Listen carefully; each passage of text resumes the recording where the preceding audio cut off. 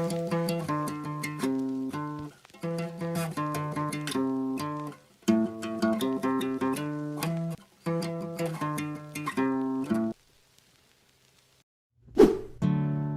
and welcome to Behind the Grooves. Today I'm going to be taking a look at a pretty recent reissue of one of my favorite albums from the 1990s that is not an alternative rock album. If you can't tell already, what I've got here is the 3 LP reissue of Paul McCartney's album Flaming Pie from 1997. This was reissued in 2020 after, Venus and Mars and Pipes of Peace and Tug of War and the vast majority of Paul's relatively early to mid-career discography. I think they waited way too long to reissue Flaming Pie, but I'm going to break into it right now.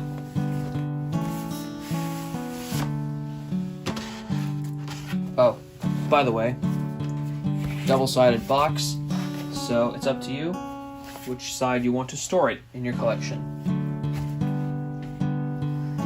So, why is it 3 LP, you may ask?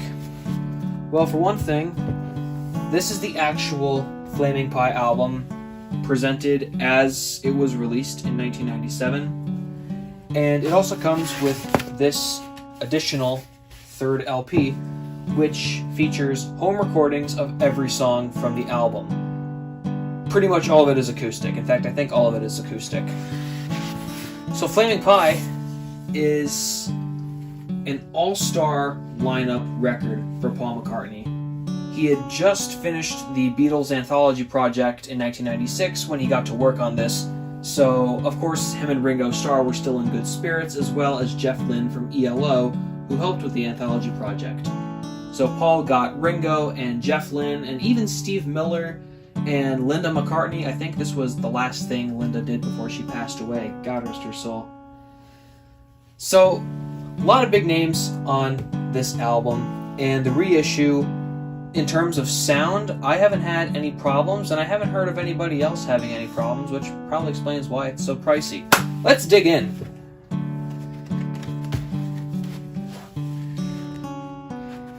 They did a really great job of reproducing the original album on vinyl, because of course in the 90s vinyl was not as big, and an original pressing of this album goes for a few $100 if you're lucky.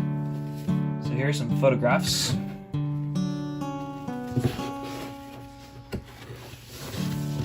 These all come in black cardboard sleeves, which, I'm not a huge fan of.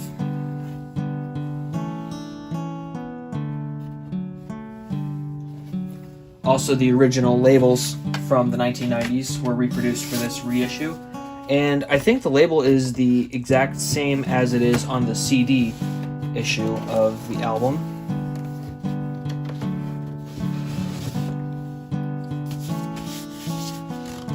Same deal here.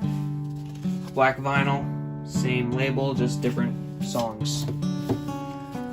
Also included in the main Flaming Pie album, before we get into the home recordings, is a little booklet that has all the lyrics on it, and then some, the personnel for each song.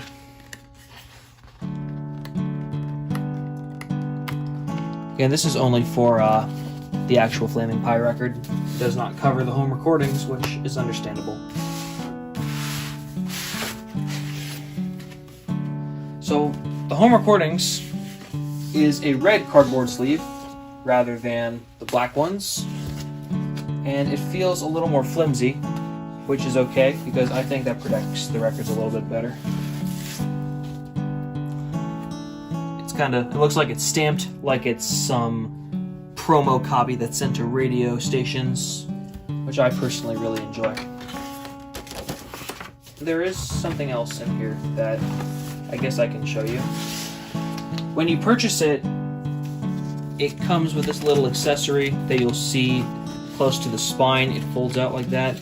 You can see some of these on Japanese pressings, or things that are similar to these, on Japanese records if you look on Discogs.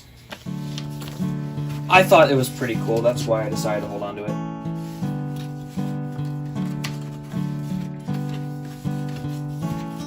Anyways, I'd like to thank you very much for sticking around. Don't forget to subscribe to my YouTube channel.